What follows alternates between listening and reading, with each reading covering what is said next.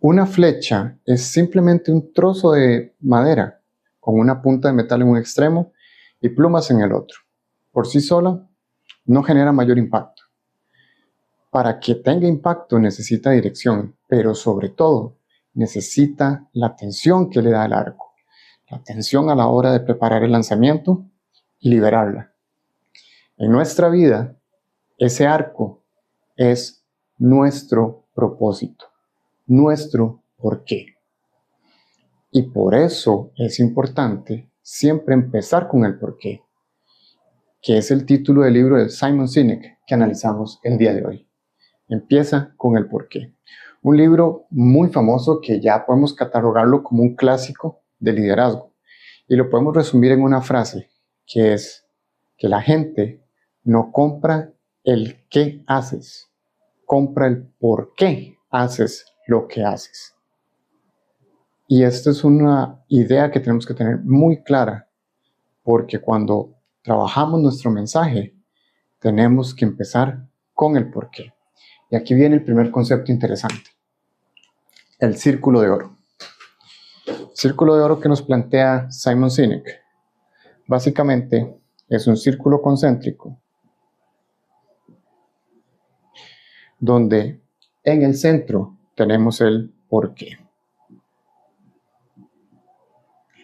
Acá más arriba tenemos el cómo y en la parte más externa el qué. Generalmente la gente sabe qué hace, algunos cuantos cómo lo hacen, pero muy pocos realmente tienen la capacidad de comunicar el por qué hacen lo que hacen. Y esto es vital para que nuestro mensaje realmente pueda ser entendido por las personas que necesitamos que entiendan el mensaje. Porque no por casualidad este círculo está así. En realidad tiene una razón a nivel biológico en nuestro cerebro. El qué es nuestra parte racional del cerebro. El cómo tiene que ver con la parte límbica o emocional de nuestro cerebro. Y el por qué tiene que ver con nuestro cerebro reptiliano, que es el encargado de los instintos, básicamente. Instintos de sobrevivencia, correr o luchar. Entonces, cuando lo vemos desde esta perspectiva, nos damos cuenta de la importancia de tener que empezar con el por qué, ya que ese es el primer parte de nuestro cerebro que entra en funcionamiento. Cuando detectamos algo, nuestro cerebro siempre está analizando si esto es una amenaza o no, si tengo que preocuparme o no. Entonces, cuando hablamos desde el por qué, le estamos diciendo a nuestro cerebro a quién estoy hablando y por qué es importante poner atención, generando esa calma. Ya después pasamos a la parte emocional y ahí es donde se genera la conexión realmente. La parte racional es la última que entra en funcionamiento. Si no logramos pasar esos dos primeros niveles, el nivel racional muy difícil se va a activar. ¿Y por qué esto es relevante? Porque como les comentaba al inicio, muchos saben el qué están haciendo, pero no tanto el cómo y el por qué. Y esto se ve reflejado en la forma en cómo se comunican.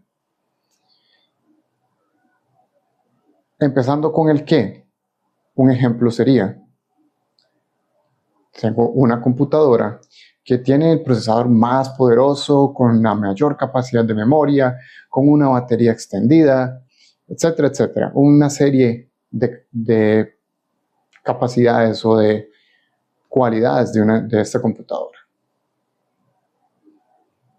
¿Estás dispuesto a comprar una? No dice mucho. En cambio, sí, el mensaje es: estamos desafiando el status quo. Apoyamos a quienes piensan diferente y por eso diseñamos productos que son fáciles de usar y están bien construidos. Y hemos sacado la primera computadora para este tipo de personas. ¿Quieres comprar una? Básicamente, ese fue el mensaje que usó Apple a la hora de sacar sus primeras Mac al mercado. Y todos sabemos que hoy en día la gente que compra Apple lo compra normalmente por un tema de que se identifican con la marca, no necesariamente porque la computadora sea mejor que cualquier otra. Y eso es uno de los ejemplos que nos da el libro durante su lectura. Pero también nos habla de otros casos, como el caso de Martin Luther King, con su famoso discurso del tengo un sueño. Él dijo tengo un sueño, no tengo un plan. O también el caso de los hermanos Wright, que fueron los primeros que pusieron una bicicleta, en ese caso con alas a volar. Ellos querían que los seres humanos, que las personas pudieran volar, pero no eran ni el equipo ni el más preparado ni con el mejor cantidad de recursos a disposición. Y aún así lo lograron antes que otro equipo que sí estaba siendo patrocinado inclusive por el gobierno de Estados Unidos. Y ellos lo lograron porque tenían una misión clara, sabían cuál era su porqué y por eso la gente los apoyaba. Y aquí entra otro concepto importante en este libro que tenemos que también entenderlo para saber la importancia de empezar con el porqué. Y es la famosa ley de difusión de la innovación. Esta ley, lo que tenemos es lo que se conoce como una famosa campana de Gauss. Esta campana de Gauss está dividida como en sectores. Tenemos acá una parte, que estos son los innovadores. Acá tenemos lo que son los que se pueden llamar los que adoptan inicialmente, o en inglés los early adopters. Acá tenemos a la mayoría inicial o temprana. Esta es la mayoría tardía. Y acá, ya aquí están los rezagados. Eso es importante entenderlo. ¿Por qué? Porque nuestro mensaje, cuando lo hacemos genérico a los que le estamos hablando, es a la mayoría. Eso es lo que mucha gente trata de llegarle a la hora de plantear un programa, un producto. En fin, cuando estamos enviando un mensaje genérico, estamos tratando de hablarle a esta mayoría porque queremos llegarle a la mayor cantidad de personas. Pero cuando empezamos con el por qué, le estamos hablando a esta parte de la curva, a los que son los innovadores y los adoptantes iniciales. Y estos son los que terminan moviendo a los demás, porque la mayoría no va a adoptar algo nuevo, a menos de que ya esté comprobado.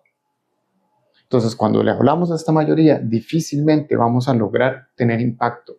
Pero cuando nuestro mensaje le está hablando a estas personas y le estamos diciendo, hey, esto es lo que yo hago, esta es la razón de por qué hago lo que hago, estas personas son las que empiezan a mover la curva. Y cuando estas personas ya lo adoptan, empiezan a arrastrar al resto de la curva para que así se empiece a difundir esa idea o ese producto que estamos tratando de posicionar. Una vez que tenemos esto claro, nos damos cuenta también de un detalle interesante en el libro, y es que el círculo de oro, cuando lo vemos, digámoslo que de alguna forma tridimensional, es como un cono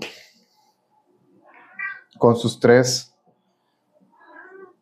puntos acá el por qué, acá el cómo y acá el qué. Entonces esto termina volviéndose un megáfono y los líderes hablan desde acá. Su mensaje se amplía desde el por qué. Ahora sí tenemos el cómo y el qué, y eso es lo que le llega el mensaje a la población. Así que en realidad el qué nunca fue lo más importante. Por ejemplo, en el caso de Apple, la computadora es un qué para transmitir su por qué. En el caso de los hermanos Wright, el volar, crear una máquina que volara, era un qué para un por qué. Y eso es el ejemplo que podemos tener acá, cuando lo vemos desde esta perspectiva. Los líderes hablan desde el por qué.